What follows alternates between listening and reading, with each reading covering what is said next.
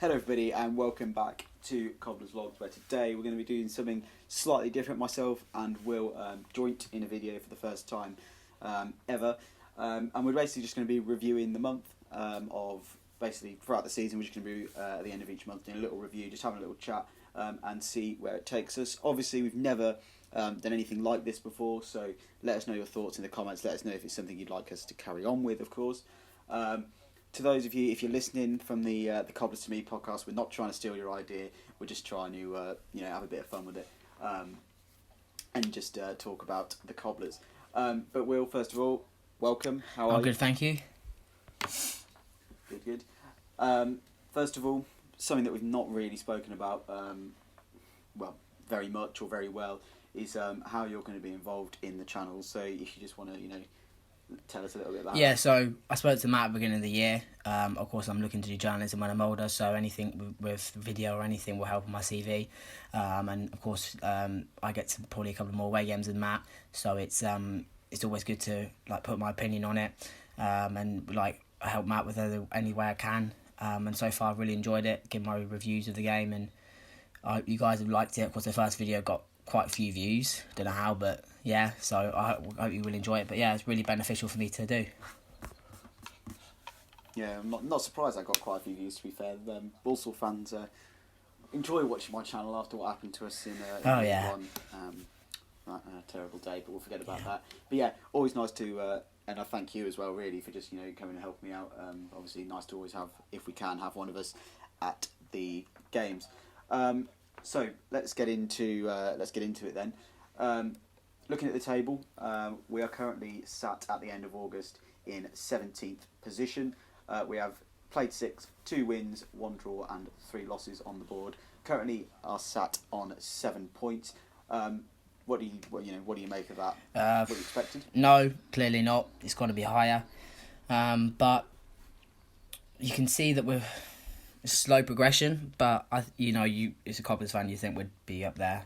Not yet, but again, you can say it's only been a month, so we've got to give them time, I guess. Yeah, fair enough. If I'm honest, I'm not really too surprised about it, because we don't really have a reputation for starting well in seasons, so it's not too much of a shock for me. But you still, from the squad we've got, you would expect a lot better. Getting into the month of August, then obviously I was on holiday for the first home game against Walsall. You were there, Will. What was your sort of assessment? What did you take from it? It was a lot like Lincoln, the first game of the season. It was just so frustrating. We just couldn't score. We played really well. They had one chance to score it. They brought a good way following. They again made about 13 signings. So they had a brand new squad like us. But there were signs of positivity, so it was good for the Cobblers fans. We took a loss, but we were quite excited. If that's how we were going to play, we thought this would be an okay season. Yeah, obviously it was pretty much identical to Lincoln. Yeah, literally. Also getting the 1-0 win. Looking at the stats, well, we didn't really. It doesn't look as though we dominated it. By the sounds of it, though, we had better chances. We did have 13 shots, only 3 on target. What did you sort of make of our sort of attacking, sort of threat? In that I think when you miss Nicky Adams so long, and then you have Nicky Adams on a cross, you're just like, wow. And Harry Smith, that was the first game, and even he wasn't cutting it. Andy Williams came on, he done all right, but no, it looked promising. There was still something missing. I still think now today there is still something missing, but it wasn't amazing, but it wasn't awful. It was all right, to be fair. Yeah, obviously it was the first game of the season. You were there. I've got no idea. I'm just looking at the stats here. But Walsall committed 21 fouls during the game. Was it sort of quite a scrappy? It was a scrappy game, 100%. Even the manager said it was a scrappy 1-0 win. I can remember. Yeah, it was a really scrappy game. Yeah, so I guess it's first game of the season. Some players aren't fit, and they just want to, just go for tackles. Got to learn it. To be fair. Yeah. Yeah, fair enough. So yeah, disappointing start really there for the Cobblers. They then moved on. They played Port Vale away. That was a 1-1 draw. Were you there? No, I don't think neither of us got there, did we? No, I didn't. I was still away. I think. Yeah. or I just couldn't get there. One of the two. But that was sort of, we had a bit of a glimmer of hope. I just want to touch on the Port Vale goal because it was like the Walsall one. It was from a corner. Oh, yeah.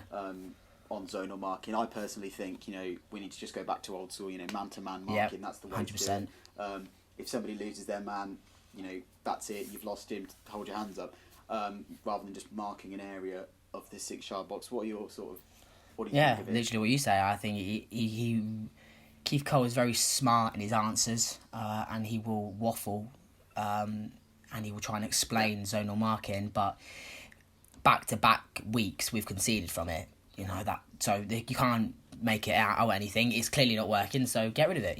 But he's got his eyes on it. I mean, he does come across Curl as quite stubborn. It's my way, or no other way. It's what I want. Again, another game that we looked as though we sort of didn't really create very much. 10 shots, 3 on target for the second week in a row. Again, it sounded like another very scrappy game. Obviously, Port Vale, buzzing that they've got their new owners in. And after, 2 games, we were feeling very disappointed. We were sat down in 20th with a point. We don't really want to be down there linked to the likes of sort of Morecambe, Oldham, Stevenage. They're not the teams that we want to be competing against. We want to be up at the other end of the table, of course. So, yeah, a good point on the way away on the road, you could say. But things still just weren't clicking by the looks of it. Then, moving on to a game that we both went to, the Carabao Cup tie away at Swansea. That was the first time I'd seen the Cobblers all season. Obviously, I saw them in the Sheffield United game, the friendly, but there's not really anything to go by. £18 million worth of class in Andre Ayew had to come on and beat us. What was your sort of assessment of that game? Yeah, we understood that Swansea are a very good team, so we let them have the ball and tried to counter off it. Sat back and just went for it. We got the goal. We're dreaming, and then, like you said, Ayew comes on and just shows his quality. I mean, first half, Swansea were all over us, to be fair. Yeah. They had 60% of the ball in that game as well. But I thought we defended quite well, and I was particularly impressed by Scott Wharton as well. Yeah, he was really good, yeah. In. What were your what was your assessment on? Yeah, I thought he was class as well. And another one, which I identified with my mum, was Jay Williams. I felt like they were always playing down his side, and because they probably identified him as a weakness, but how he dealt with it, I felt he was class, and I'm surprised he hasn't been in the lineup since, because I thought he was top quality considering his age. I also remember Sam Hoskins was sort of playing that wing back side. Yes, he was, yeah. And Williams was that side of centre back, and Hoskins every time, I think it might have been Routledge or somebody like that. Every time Routledge got the ball, Jay Williams was having to come over, which meant we had to pull a man out and help Hoskins. And obviously we'll get on to Hoskins later, because a lot of people have sent in questions about my thoughts on him, because I'm not his biggest fan. But anyway, Williams looked decent. Do you think maybe he could play maybe Championship level later on, maybe League One? Yeah, he just needs to give an opportunity. Scott Wharton's picked up a knock now, but he's got to give him a chance. If he's not going to give him a chance, send him out on loan. Because I felt he played really well that game, but people have their good games, don't they? So yeah, well, at end of last season, so the youth sort of been discarded a little bit this season, I suppose, because end of last season, we were seeing Pollock regularly. We were seeing Roberts regularly. Williams pretty much a regular starter for the last 10 games of the season. Yeah. And we've not really seen them being given a chance yet. We've not really seen any of Williams at all. Pollock's been on the bench a couple of times. I'm not sure he's made a substitute appearance yet. And yeah, like you say, I think Williams, he's got potential. I think he could probably, he'd probably thrive in a better team. I think he's a leader as well. I think he's somebody that'll be successful in his career, definitely. Another player that I would like to pick out in that game is obviously the goal scorer, Matt Warburton. First professional goal. What a time to get it in what you could say is a Premier League stadium, essentially. Your thoughts on Matty Warburton up until that point? He's a top player. You wouldn't pick him out as the player who's been playing at Brackley level for the last couple of years. Honestly, I said at the start of the season, he's got a point to prove, and so far he's proved it fantastically well. Honestly, I've been so proud of how he's played. He's just, there are a couple of aspects that he can improve on, but he's come up from the level, and I felt he's done really well since he's come up from that level. Yeah. Would you consider him maybe unlucky? I think I heard on the radio on Saturday on the way to the game that he's been substituted off every time he started. Why do you think that is? Fitness maybe, but I don't know. No, there are some times he doesn't pay a pass through, but yeah, I'm not sure why he gets substituted all the time. Keith Cole does like to tinker a lot, so Mike Warburton seems to be the unlucky one. Yeah, and again, it is his first season in professional football, I guess. Maybe just needs a bit more time to adapt, and I'm sure it'll be a success for us. With a bit of luck. It was also the first appearance for Andy Williams as well of the season. Harry Smith was rubbish by the sounds of it in the first 2 games. I've seen him since as well. We'll get onto that later. But Andy Williams, what do you think of him hassling the Swansea defence? He was really good. Andy Williams, just like Keith Cole said, the graveyard job. Keeps running, and effectively they will end up messing up, which they did a couple of times. I'm impressed at Andy Williams so far. He started, of course, on the bench, but he's got that mindset. Keep knocking out that door, I will play. And he's came on every time, and he has put 110% effort in. Good. So yeah, like we said, Swansea, £18 million worth of class in Andre Ayew. They'd literally just signed him. A lot of money to come on and beat us, which again I think is a compliment to how well the Cobblers were playing in that game. But anyway, that put us out of the EFL Cup. That's our cup run over for the season. Not that we were ever going to have one. Yeah. Moving on to the next League 2 game. Now, this is one that I think we could talk about for hours, but we're not going to. But I think we could go on about this. It is Northampton Town 1, Macclesfield Town 2 on Saturday, August 17th. Well, I was absolutely fuming, I think, is probably the word that a lot of Cobblers fans were using. I was seeing Cobblers fans calling for Keith Cole to get rid of him. I personally love giving managers time. I was completely, against that. I was arguing with people on Twitter about saying, not getting rid of Curl. How long, before we get into the game itself, how long would you give Curl himself? You've got to think about last season. He's come in and clearly had a chance of promotion in those last few games, didn't get it. He's kept us up. I think Calvin Thomas has just said, keep us up, build your team next year. He's started okay. Of course, that Macclesfield game, everyone wanted him out. I can't say I didn't. I wanted him out as well. But you've got to give him 10, 15 games. Because at the end of the day, if you're going to sack him before January. Bring a new manager in January. Let him tinker a bit. But again, it's about tinkering. There's always managers bringing their players in and out. And you can't keep doing it. Mismatched squads. Can't. I mean, the stats... Again, we were both there, I think. Yeah. But the stats for this game were just ridiculous. We had 20 shots in the whole game to Macclesfield's 17. Dominated the ball, 55% of it. Loads of corners. Of course, important stat though. Not really. But yeah, if I remember rightly, counter-attacked, weren't we?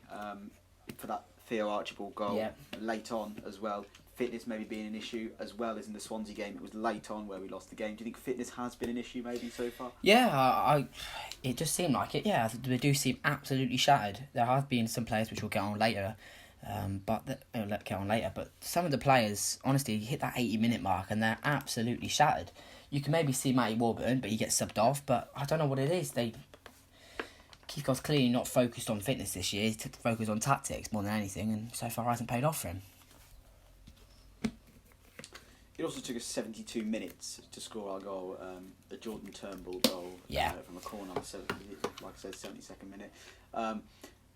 But my concern is how it has taken us that long to break a side like Macclesfield down. No disrespect to them, but we should comfortably be beating Macclesfield. Do you think maybe teams like Macclesfield bring you down to their level rather than you've got to step up and show that you're better than? Do you think they maybe brought us down to their level and that's how they got the Yeah, well, I think Sol Campbell was not manager. They had a temporary manager in charge, and the mindset is, we're going to go win this game, and Macclesfield were like, hang on, no, you're not. You're going to play our way. And like you said, 72 minutes. For considering we've had a centre back to score, and it took us 72 minutes to score a goal, is an absolute joke. Considering we have Harry Smith, Verdane Oliver, Billy Waters, Andy Williams, all them, and it's taken 72 minutes for our centre back to score. It's not good enough. I know it's hard to keep strikers at the club. I was about to come on to that. Gosh, I was about to come on to that. We, all 4 of our strikers were on the pitch at some point during the game, and still, nothing was really created. Nicky Adams was our only creative threat. I think he was the one that put the ball in from the corner, if I remember rightly. But there just wasn't a standout performer in that game, So I'm just looking at the team here. We had Williams, Marias, Warburton, Oliver, Smith, Hoskins were all on the pitch at some point during the game. You would think there would be enough there to, break down Macclesfield, surely. No, it's just... It's getting very frustrating. You have that many players, attacking players, and you don't score from it. At the end of the day, I've always said this: if a team's going to go up, you've got to have a player who scores 20 plus goals. You've got to have a striker you can rely on. And so far we haven't had that, and all we're doing is relying on our centre halves to score from a set piece. And the bad thing was, Marias came on for 18 minutes and was probably most people's man of the match. Yeah, such a shame he's gone. We'll get onto that again. We'll talk about the transfer window a bit later on. But the fact that it took us 72 minutes to score a goal, I think it was literally when Marias came on. 4 strikes on the pitch, just embarrassing really. The fact that it's taken us that long to score. Macclesfield, I'm just looking at the team, there's just no names that stand out. The fact that Jack McCourt was running the show was just, a bit embarrassing really. Yep. He was subbed off in the 76th minute. Stevens, their number 10, with his hair tied up, he was, basically just annoying everyone, wasn't he? And Harry Smith as well, subbed off at half time. Let's talk about him. You would think he'd want to make an impression against his former team, show them what they're missing, but he didn't. He's just, really. I don't know what it is. He just doesn't put any effort in. Nicky Adams has got that ability to get that ball in that box, and Harry Smith, for me, he just doesn't like he cares. He's here on a 3-year contract, and I just can't stand him. I really can't. I was so excited at the start of the season. Nicky Adams and Harry Smith, you get that ball on his head, 20 plus goals. We'll probably lose him if that happened, but nevertheless we probably would have got promoted. So far, he doesn't use his head. He just stands there and he moans when he doesn't get the ball. He just doesn't want it. He looks bored to me, and like I said, I was happy when we signed him. I'd just come out. I remember I was doing exams at the time. I remember just coming out of one of the most difficult exams I'd done. I think it was a physics one or something.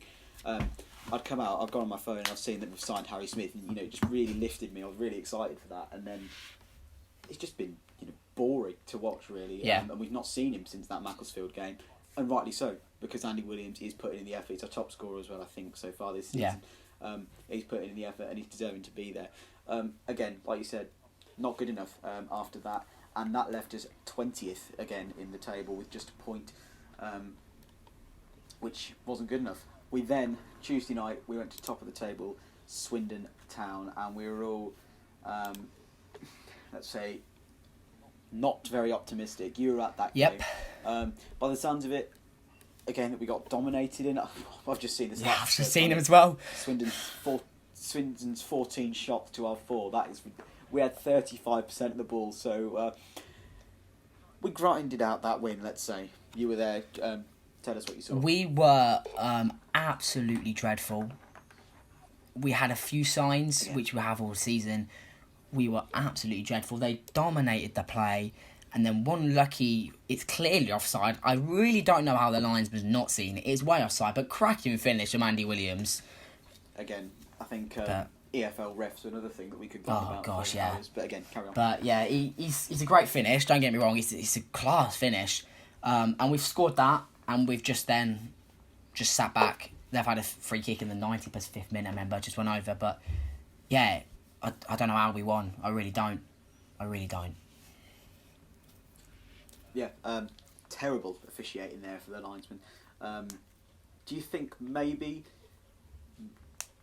That's winning that Swindon game maybe damaged us a little bit. Maybe it just got our hopes up a bit too high for that next. I think it was Colchester, wasn't it? We played after that. Do you think that maybe just lifted our spirits maybe a bit too much, and we got a little bit carried away with that win just because Swindon were top of the league after 3 games, which doesn't really mean anything. Yeah, I think we did, 100%. And as well after the game, they all went and clapped us, and Keith Carr was so passionate, pumping his chest, and we all thought, like, this is it, this is the start, come on. Yeah. And then, like we just said, it didn't go well at Colchester. Yeah, indeed. Do you think maybe if that Andy Williams goal was ruled out, do you think we would have gone on to lose the game, or do you think it would have stayed 0-0? I think it would have been a boring 0-0. I really do. I really think, yeah. Yeah. Okay. Like you said, Swindon, with all the 14 shots they had, only 2 on target, so they weren't that impressive, I guess. That game did push us up the table 1 place into 19th. Again, still not good enough, sat in 19th after 4 games. We then move on to last weekend against Colchester United. Neither of us were at this game. A Luke Norris penalty in the 66th minute. Have you seen the penalty incident? Because Sean McWilliams, what was he doing? Yeah, I don't. Oh dear, I'm speechless. Don't know what he was doing. Yeah, I think to be fair, Williams was having a very good season up till that point. Yes. And he still is now. He's probably contender for man of the match against Plymouth, but it's just silly. It comes to, and again it just comes across as lazy and bored really. And it's just one of the most sloppy things I've ever seen. Again, we had all of our strikers were on the pitch at one point. Oliver started up front with Williams. Waters and Smith came on, but going back to Oliver and Williams, going back to all of the strikers. Who would you say would be our best? What would you say would be our best attacking partnership? Would you say it would be the 3 behind with 1 up top, or just the two strikers by themselves? What do you reckon? I love Marias. I really did. When he went, I was so upset because he just changed the game. But I people maybe disagree with me. I really like Billy Waters. This season, I think he's come on every single game and he's just brought a bit of pace. He's drove into space. I don't know. I generally am really pleased with him, and I would love to see Williams and Waters up top together. I don't know why. I just think it would work because I think Waters has played so well. He needs to prove to Keith Carr that he's a good player, and if we don't lose him by the end of today, I think if them 2 started, I do think they do right. With Dane Oliver, he comes on, does really well. Smith, he doesn't even deserve to be called Smith.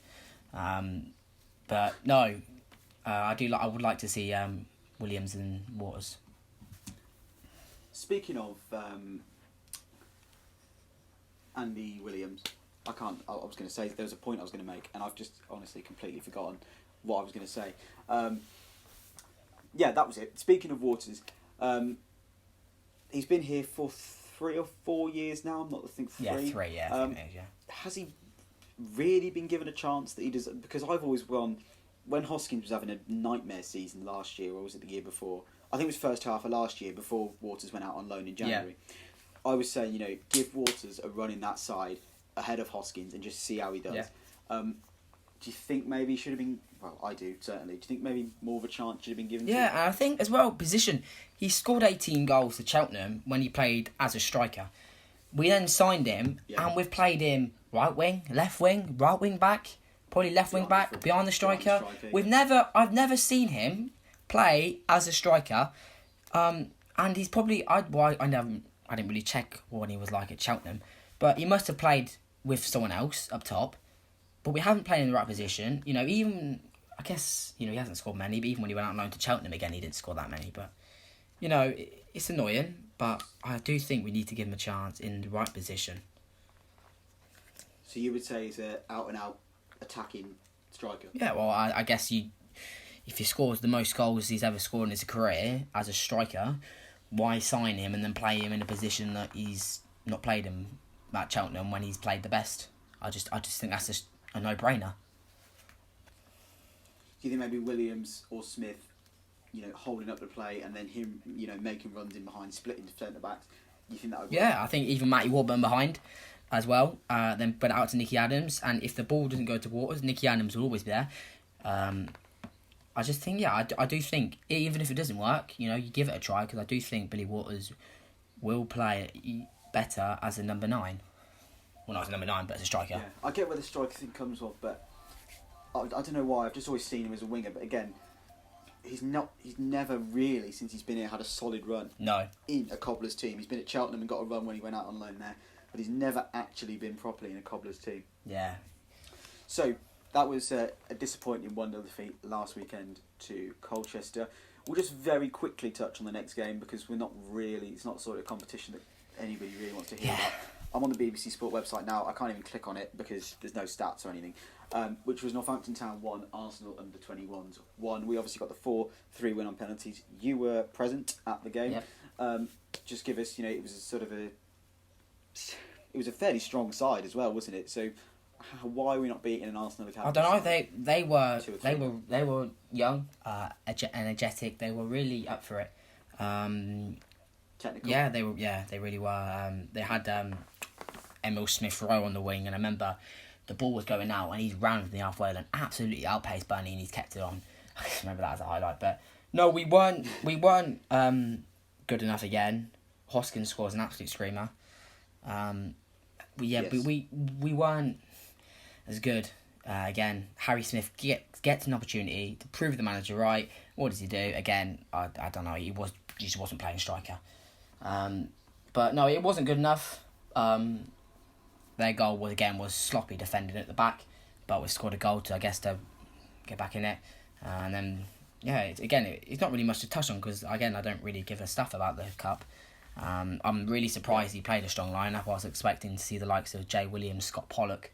Do you think maybe? Sorry to interrupt. Do you think maybe he's trying to build a bit of momentum? Yeah, I do that. Which he's got. And I think as well, at the end of the day, he wants a trophy.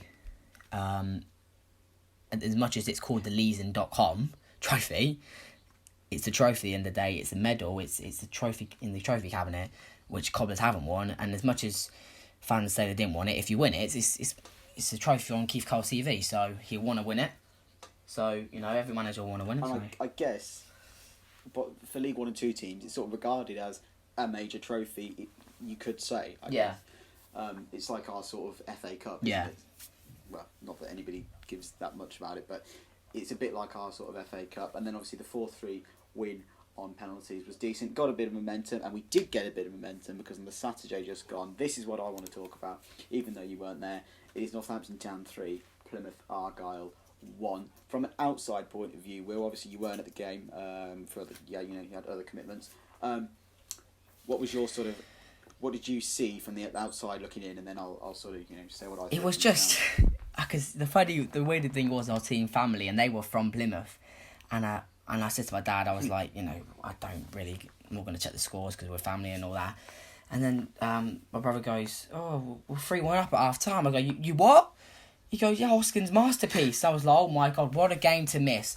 And then, of course, at Cobblers Town, I did think, oh God, we're going to lose 4-3, aren't we?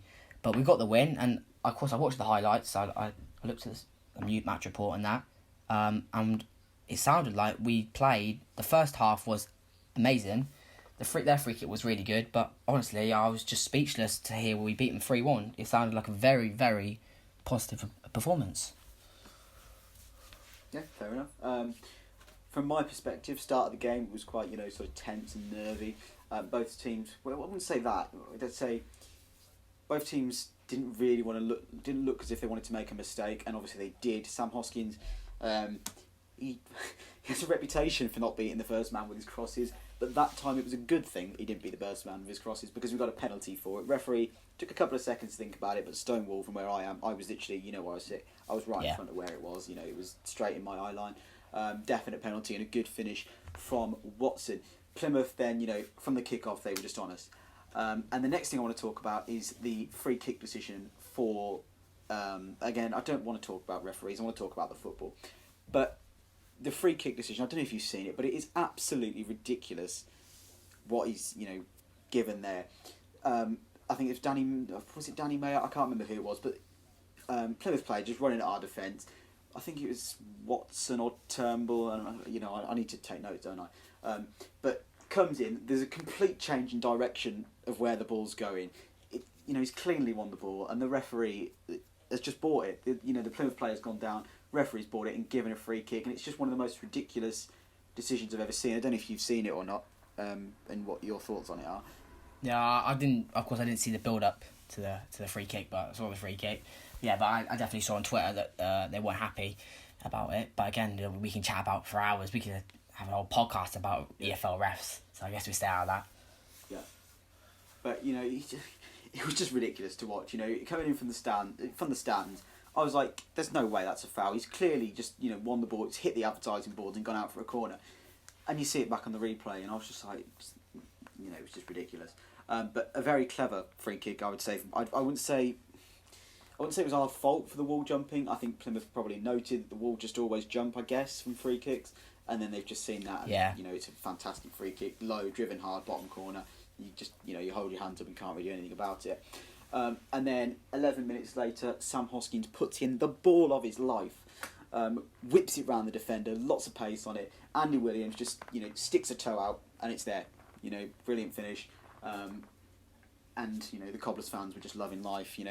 Our area, they were all singing, everyone was up on their feet. Whereas the Macclesfield game, they were sat down, they were bored, there was no atmosphere. And again, the fans is something that we could talk about as well. And then Andy Williams scores another. I wouldn't say fluke. I would say a well taken volley into the ground, hits the ground, bounces up over the keeper into the back of the net, and we're laughing. The ironic thing is, I've got people sat in front of me saying, there's more goals in this, and it stays 3-1, and that's how it finishes. But on Plymouth, how would you see them as a side in terms of where they're going to finish this season? Well, they've got a great appointment in Ryan Lowe. He's a class manager. They've They've signed a lot of Bury players, and I saw them as a top 3 finish. That's why I did not expect a 3-1 win.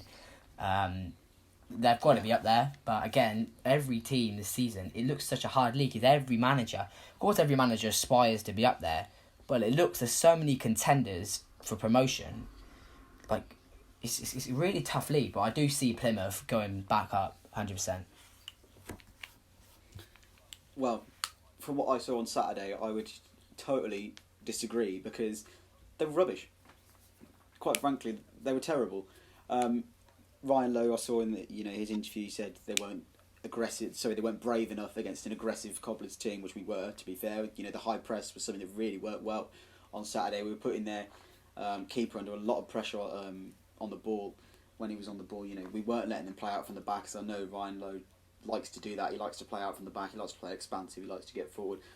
But we broke them down well, and they were rubbish. They had 2 chances that were notable in the game. One where George Cooper, cut inside and tried a finesse shot into sort of the top right corner, and Cornell made a fantastic save. And then the other one was where the ball was whipped in, and their guy is 3 yards out, and he's whacked it over the bar and the south stand for that matter. So they did create one very good chance in the tap in, but I didn't really see this open, expansive football that we were supposed to be seeing from Plymouth. And again, we pressed well from the front. Andy Williams worked his socks off. Sam Hoskins, as always, worked his socks off. And I think that's why we beat them. I don't think it was because we were fantastic. We scored 2 of the 3 were very good goals. But I wouldn't say we were playing fantastic football. But nor were Plymouth really. And I think it was a very good win, and one that we ground out. So overall, if you had to give a number out of 10, 1 rubbish, 10 best month of your life, how would you sort of rate it, finishing 17th after 6 games on the board? I'd give it a 6 out of 10, because we've got a great result against Plymouth, poor result against Macclesfield, lucky result against Swindon. It's slow, it's starting slow, but hopefully it improves. So yeah, I'll give it a 6 out of 10. I will go with a. I'd probably agree with you. To be fair, again, slow but steady, and again, hopefully, 2 wins back to back, and we can start building a bit of momentum. So that's pretty much everything that we're going to talk about in terms of the last sort of month. We're going to look at September now. So if you want to get your fixtures up for September, and we're going to make our predictions for the next sort of month. Before we do that, who would you say is your man of the month? Ooh, man of the month. I've got to say, it's a tough one. I've been really impressed with Sean McWilliams, of course, apart from the Colchester mistake. But I think he's adapted very well to a right wing back style. I think he's been top notch. He's put some great tackles in. It's between him and Ryan Watson really, but yeah, I give it to Sean McWilliams 100%. Yeah, fair enough. I'd agree. I think maybe Andy Williams. I think he's been unlucky in terms of the fact he didn't start the Swansea game. He was unlucky with his miss, but the effort has been faultless, really, from him. So I'll go for Andy Williams. Looking ahead then to September, we have got 6 games coming up this month, as in the last month. 5 in the league, 1 in the EFL or leasing.com, whatever trophy. So let's have a look at September then, starting with tomorrow night's game, or tonight as you're probably watching this. It may have happened as you're watching this, I don't know. But Tuesday night we are playing Peterborough United, the Nen Derby in the EFL trophy. Just, quick thoughts and a score prediction for me, please. Again, it looks like he's probably going to play a strong side. I predicted the last one correct, so I've got a bit of pressure now. I'm saying, I think it's going to be a 2-1 defeat. I just don't think we're going to keep the momentum from Plymouth. Oh, come on, it's a derby. Oh, I know. We need to be optimistic. Come on. I know. I don't know. I can see Peterborough playing a strong side. I can see us sadly losing 2-1. I will go for a 0-0 and a 1-0 penalty win. All the penalties missed. Sam Oskin steps up to take the last There you penalty, go. scores it, and we win. Posh fans are angry on Twitter. We're just, we're loving life. There you go. I'll just go with that. Then we return back to league action on Saturday. We are away at Bradford City, which at the moment I may be going. I'm not too sure. I don't know about you, but what are your thoughts on that one? I sadly cannot attend. Very annoyed. That's the one game I really wanted to go to this season. Again, Bradford, very good side. But you really can't tell at the start of the season. The results have been so different. But I can see us bringing a good away following. And I can see it again like a Swindon game, and I think we can snatch a 1-0 win. But I think it will be from a corner. I can see Charlie Good getting his first goal for this season. That'd be nice. Bradford are currently sat 12th after 6 games with all the 2s, 2 wins, 2 draws, 2 losses. Just a quick overview of their month. It was a 0-0 draw against Cambridge. They drew 1-1 to Grimsby, beat Oldham 3-0, lost to Stevenage 1-0. Beat Stevenage 1-0, beat Forest Green 1-0, and lost to Crewe 2-1 last Saturday. So again, a fairly inconsistent, shaky start for them. Again, for a team that should be doing a lot better than they are. They face Bolton as well on Tuesday, so both teams having to play in midweek. Going back to our fixtures then, after that we are home to Newport. Unfortunately, I won't be there. For the Bradford game though, I'll go for a 2-0 Cobblers win, and for us, go up there and just annoy all the Yorkshire people. Because I think I like annoying Northerners, because it's funny. Looking to Newport then, I like annoying Welsh people as well. I like annoying people. How do you see that one going? Well, I've just checked. They're really positive start, second in the league. Again, it's a home game. I think how we played at Plymouth, I can see us winning. I think it'll be a goal thriller. I'll put it down as a 3-2 win to the Cobblers. Fair enough. I can see, yeah. I'll give us another win, I think. I'll go 2-0 for the Cobblers. And then the Tuesday night, we go straight back into action. Away at Stevenage, not too far to go. Again, I don't know if I'm gonna be there yet. I don't know about you, but Stevenage, it's actually the club put out, didn't they, in the summer, that it's our closest away trip. Yeah. I think of the season. So again, hopefully we take another good following down there on that Tuesday night. This is when sort of the cold starts to creep in a little bit towards the end of September. You never know what's going to happen. How do you see Stevenage away going? Boring 0-0 draw. Fair That's enough. what I think, yeah. Fair enough. Stevenage is just a fairly sort of irrelevant, nothing. Average club, League aren't Two they? So, team, yeah. I can just see it as a 0-0 draw, yeah. Very understandable. I'll keep going with the wins. We're going to go undefeated in September. I'm going to go for a 2-1 win. No one's ever going to remember these predictions, so it doesn't matter. Yeah. On Saturday, the 21st of September, we play Crawley. Again, another sort of irrelevant, sort of mid-table League 2 club. I'm going to go for a 2-2 draw for this one. I'm going to go with a 2-1 win. And for that game, I can see Matty Warburton scoring. Don't know why. I can sense it. Matty Warburton masterclass. Yeah. I hope so. Then the away trip we all fear the most at the end of September. We go away to Morecambe, little old Morecambe, relegation favourites. A game you would expect us to win comfortably. Again, no disrespect to Morecambe, but a game again that you would expect us to win. I will give us a solid 3-0 win on that one with a bit of luck. Yeah, I don't know why. I can sense it. I can sense us losing a 1-0. I hate to be that guy. Last year all over again. To be that guy, yeah. Yeah, I can just sense a 1-0 loss. Yeah. So out of the 3, 6, 9, 12, out of the out of the 15 points available, I'm going to forget that I've just predicted all the scores. I'm not going to add them up. I'm just going to go with 15 points, maybe 12 from September. Maybe us dropping points and drawing with Bradford and Newport and maybe Stevenage, like you said, and then winning the others. I don't know. Yeah. What do you reckon? I can see us getting 10 points, 3 wins, 1 draw, 1 loss. Yeah, fair enough. Fair enough. And I think we will be, 14th in League 2 or something. It doesn't really matter, really, does it? So that's pretty much everything in terms of the Cobblers related stuff. We've also got some questions from you guys that we're going to get into in just a minute. It's not it for the Cobblers because we're actually going to talk about the transfer window. Today, about an hour ago before we started recording this, Joe Bunny has left. He's actually, I've just got a notification, just replied to my tweet of me wishing him good luck. So that was nice of him. Joe Bunny has left. In my opinion, had a very good start to the season. I saw him against Swansea, was very good. Another candidate for man of the match on Saturday.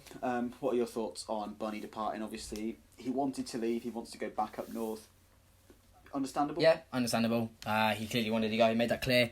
Keith Cole clearly said he wanted to leave. If an opportunity came, but he wouldn't stand in his way. So, it's again frustrating because he has started really well, and the departure of him will probably end up signing a Premier League left back on loan, and he probably won't play with any passion, any sort of. He'll want to be here just to have a kick about, really. Get a bit of experience. Fair enough. Another thing, I'm on the Northampton BBC website, and it says Shrewsbury signed defender Pierre. We'd all forgotten about him, hadn't we? Just talking about some of the outgoings, do you think we've been affected at all by some of the departures in terms of Buchanan, O'Toole? Do you think we are missing them at the minute? Do you think there's somebody that we need back with us? I think, you look at Pierre, and he was so solid. I think if we had Pierre this season, we would have comfortable. Him and Good. Yeah. Decent partner. Buchanan, he was just old dust. I love him. I really did love him. But again, we just needed a change. And John Joe, he just needed a change. So, of course, you do need those people around the football club. But if we want to be a progressive football club, you just have to let them go. So it's frustrating, but it's a good decision. I think with Buchanan as well, we both agree, one of the nicest guys you could meet. We both met him. I think you went on the Cobbler show. Yeah, I did, yeah. One of the nicest guys you can meet. He gave up time to me. He gave an extra 15 minutes after we'd finished. He didn't have to, but he let me speak to him for the YouTube channel, and that was really nice of him as well. So yeah, a great man.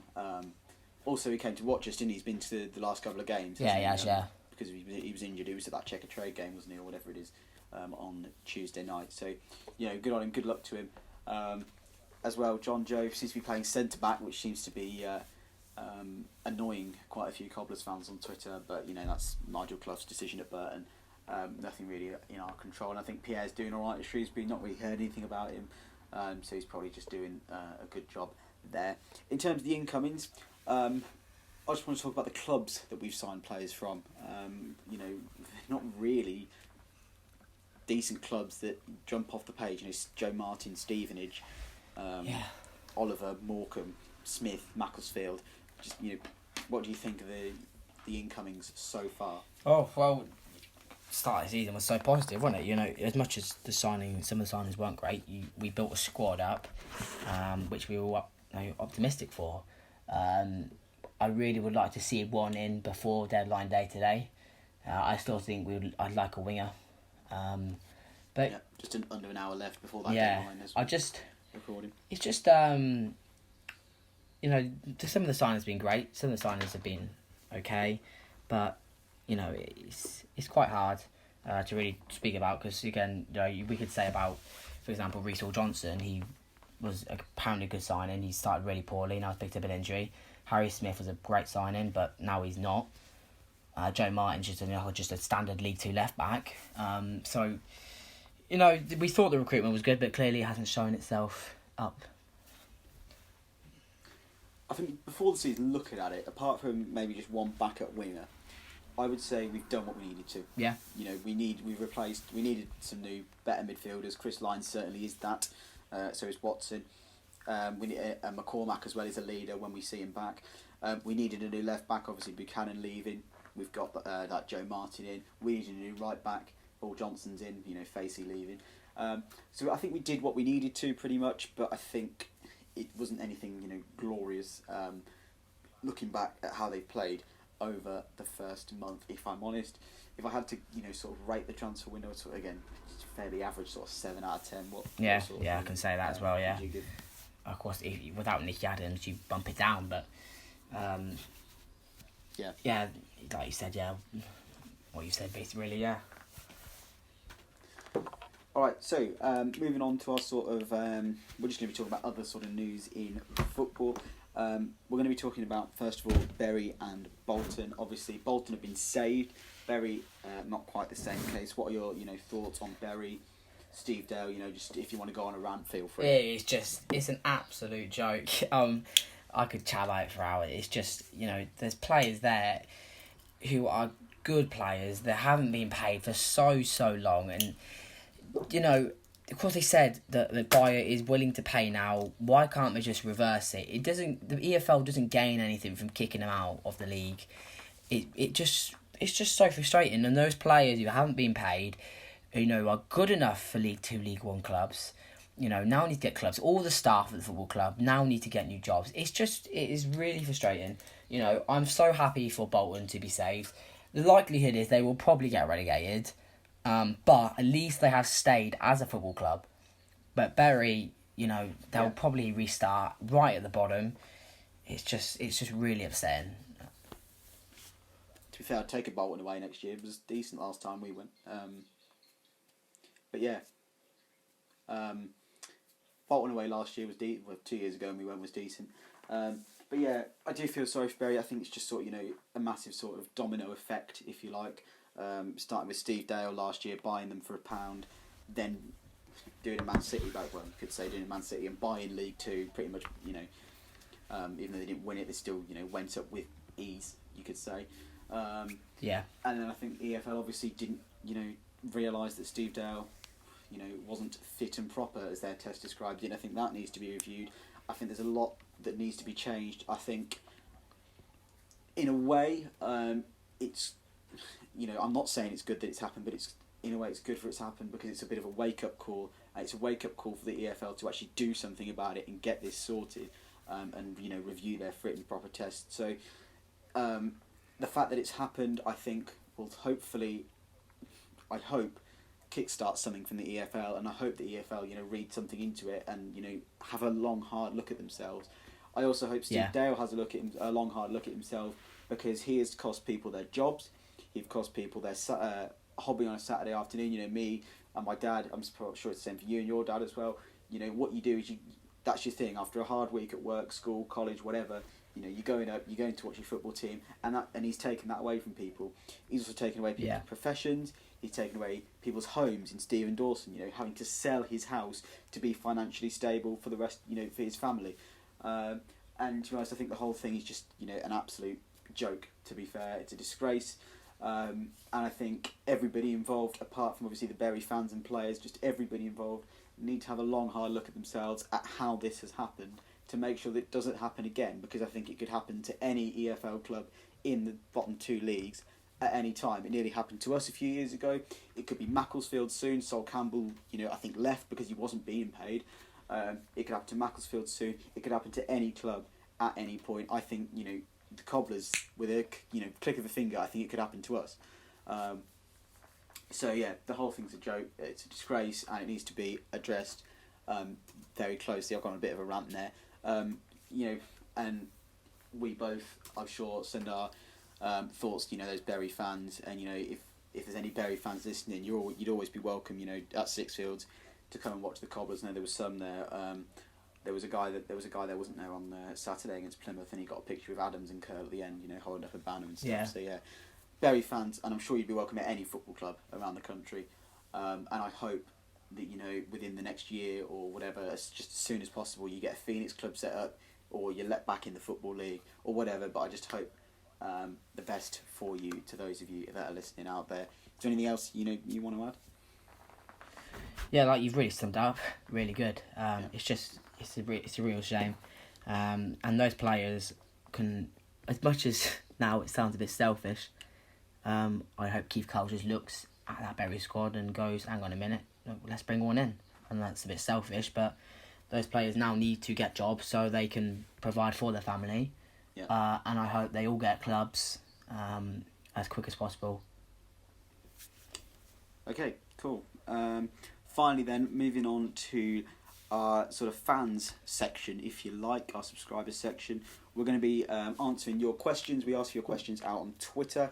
I'm going to get them up now on my phone. We've got quite a few of them, so we're going to get through as many as we can, and then we'll wrap it up for our first monthly review. If you're still watching, fair play to you. Thanks very much for listening, watching, whatever. Fair play to you. Let us know if there's let us know if you've got any comments down below. Just loading up Twitter now on my phone. We'll just scroll down to find the tweet.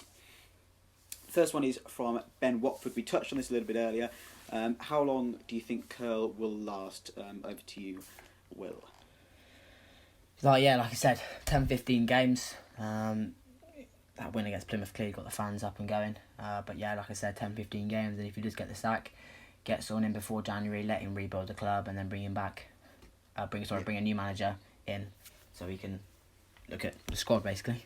Yeah, it seems to me like fans are sort of saying, we need to have a manager that we can keep for a while, but is Curl the right one? Is the sort of thing that seems to be coming across. I think if he's not really done anything too special, I think his contract expires in the summer, doesn't it? So if he's not really done anything too special by then, maybe then that's your chance to get rid of him.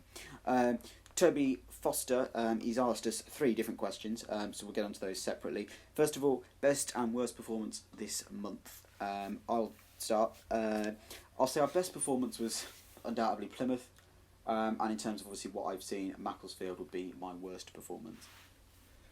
Yeah, that's exactly my answer. Of course, I didn't go to the Plymouth game, but it sounded like a great game. Best and worst signing then. Over to you, I guess. Best signing. So far, Brian Watson. I think he's played really well. Worst signing, Harry Smith. Fair enough. I would say I probably have to agree. I think Wharton is another one, a contention for one of the better signings. I think he's been pretty decent. Warburton as well. I would say probably. Yeah, I'll go with. I could easily say Nicky Adams as well. I'll go with Matt Warburton so far in terms of the potential he's showing us. In terms of our worst signing, Harry Smith probably would be there. So yeah, I'd probably have to go with Harry Smith, I think. And then finally from Toby, another one on Curl. Do you think Curl will finish the season as manager? My answer is, will he finish the season? Yes. Will he be here next season? No. Yep, I think, 100%, yeah. I don't think he'll be here next season, but I think he'll last the season. We'll finish just outside the playoffs, and his contract won't be renewed. I can say that. Okay, next one is from Lewis Browning, good mate of mine. How would you assess Harry Smith's start for the Cobblers? I'll just give you 5 minutes to talk about that. Over to you. Oh yeah, he absolutely disgraceful. He just has been so poor. There's been signs of him showing his ability. Don't get me wrong about that, but he has not been good enough. He needs to just move a bit more, have like wake up call kind of thing, and just needs to start looking at when Nicky Adams is crossing the ball so he can move his head towards the ball. But it just sounds so simple, but he just doesn't play with any passion. He doesn't even run. He just stands there and he just moans when something goes wrong. You need to just sort his attitude out. He's on a 3-year contract here. I can't see him lasting 12 months if he carries on like this. I remember he came with Macclesfield last year, didn't he? And he got, all of our blood was boiling after the game because he was just winding everyone up. He was pulling, pushing, argy-bargy, classic 6'7", big striker, being an absolute pain in the backside. And then he's just not been that this year, which again links to the next question from Josh, who says, do you think Harry Smith is good enough? Again, I think he is good enough, he just needs to show it. And I'm sure you'd pretty much agree with that, I guess. Yeah, I would, yeah. Just needs to prove it. Okay, an interesting one from Tom Goodridge, who's already asked us, we've already been asked about our best performing players, so we won't go back to that again. But this is an interesting one because have you seen Steve Arnold play this season? No. Because the question is, who should start as number one keeper? Because I've only seen Cornell play. I saw him in the Sheffield United game, and he's only played in the games that I've seen him in. Yeah. I didn't see Arnold at the Port Vale game. No. When he was playing, he didn't last very long, did he? I would still say Cornell, but I've not seen Steve Arnold play, and neither of you, so we can't really answer that question. I'm afraid, I guess, unless you've got anything to say. The only other one is Fisher. He had a great game against Southampton. No, Southampton. Yeah, sorry. you saw him, yeah. Yeah, against Arsenal's the 21s, but no, he's clearly here as a backup for David Cornell. As much as the keepers always say they'll challenge, they won't. Cornell is going to be our number one until Arnold's back, and then Fisher will leave back to Blackburn, and then maybe Arnold might be given another chance, but I don't see it. I think at times as well last season it was too easy for Cornell. He wasn't being challenged by Coddington at all, really, for that first spot. So I'm glad there's a bit of competition as well. Yeah. Right, this next question is the one that I wanted to avoid, but I'm not going to because I think I should just man up and answer it. I was asked this on Thursday. We need to bear that in mind as well. Why do you hate Hoskins even when he isn't playing bad? And Daniel Warren's asked that. He's directed it completely at me. Just quickly, your thoughts on Sam Hoskins. How do you think? What's your opinion of him? His end product. I think he works 100%. His work rate is amazing. He just can't. He has a poor end product. Again, Plymouth. We've been lying to say that about Plymouth because he was absolutely class, but man of the match contender. Yeah, he's just. I can't see him staying here at the end of the season unless he scores 20 goals this year. But no, it's something, his end product, he seems like he worries a bit, but I have to give it to him, he gives 100% work rate, he will always chase that ball, and even though he doesn't have the first cross on him, he will keep trying, and that's what I like about him. And there must be something with him that we're not seeing behind the scenes, because every single manager has played him, regardless. There hasn't been a manager that's dropped him unless he's been injured or it's been a cup game. He's played every single game, regardless. So his work rate, his effort, second to none. I'm not going to say I hate him. I'm just not his biggest fan because it personally frustrates me when managers are going to keep playing the same player over and over again if he's not really producing anything on the pitch. I think he got 7 or something goals last season, which is okay, I guess, but you'd maybe expect him to get closer to that 10 mark, 11, 12, 13 maybe. And his assists weren't. He didn't have thousands of assists either last season, which again you'd expect him to have a couple more. That you'd expect them to be in the high teens as well for a winger or a striker. That's something I do want to quickly just touch on before we finish. What is he? Do you think he's a winger or a striker? He was fantastic as a winger on Saturday. Yeah, but he's also scored goals as a striker. Yeah, I don't know. He's played everywhere. I won't be surprised if you ask him what position he's played. I think he's played at every single position at the club. I personally, I like to see him on the wing. He's a winger.